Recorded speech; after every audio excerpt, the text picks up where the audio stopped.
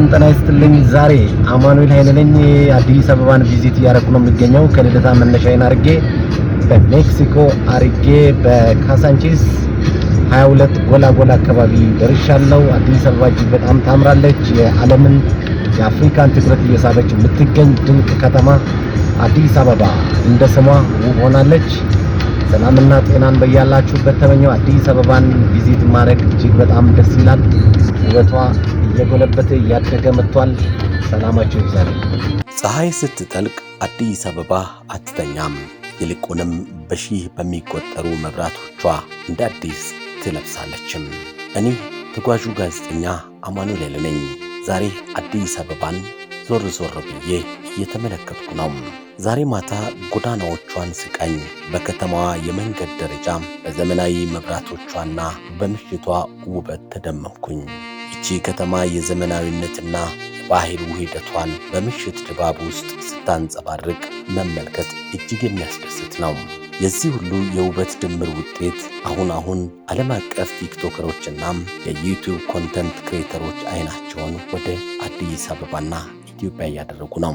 የኢትዮጵያን እውነተኛ ገጽታ፣ የከተማዋን ፈጣን ለውጥና የሕዝቧን እንግዳ ተቀባይነት ለመላው ዓለም እያስተዋወቁ ይገኛሉ። አዲስ አበባ አሁን በዓለም የጉዞ ካርታ ላይ የማይዘነጋ የቱሪስት መዳረሻና የውበት ማዕከል ሆናለችም። ይህ የከተማችን እድገትና የውበት ስልጣኔ ለኛ ብቻ ሳይሆን ለዓለምም የሚያኮራ ነው።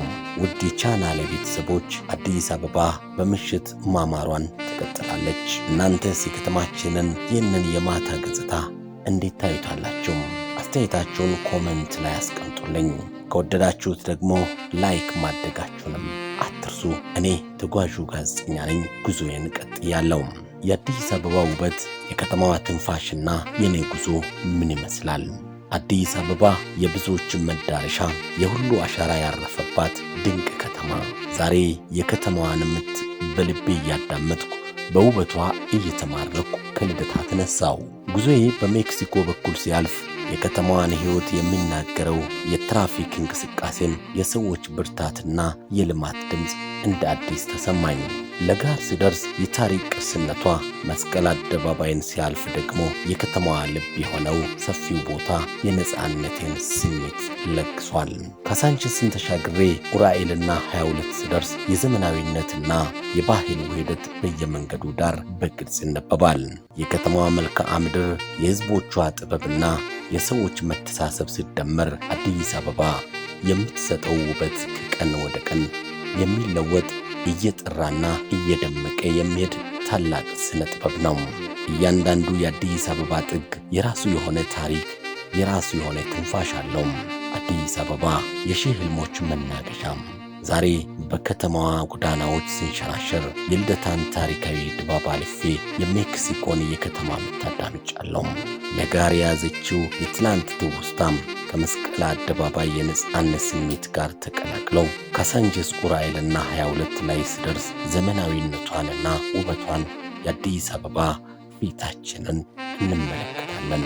ይህቺ ከተማ የምትቀናው በህንፃዎቿ ብቻ አይደለም።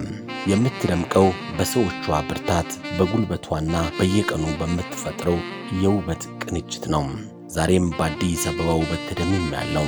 ይቺ ከተማ የልቤ ትርታ ናት። የኔ አዲስ አበባ የሁላችንም ኩራት። ተጓዡ ጋዜጠኛ አማኑኤል ኃይለ ነኝ ከቡና ሚዲያና ኮሚኒኬሽን። ቪዲዮውን ከወደዳችሁት ላይክ፣ ሼር፣ ኮፒ ሊንክን በማድረግ ለሌሎች እንዲደርስ አድርጉም። ለዩቲዩብ ቻናላችን አዲስ ከሆናችሁ ደግሞ ሰብስክራይብ ማድረጋችሁንም አትርሱ። ጤና ይስጥልኝ።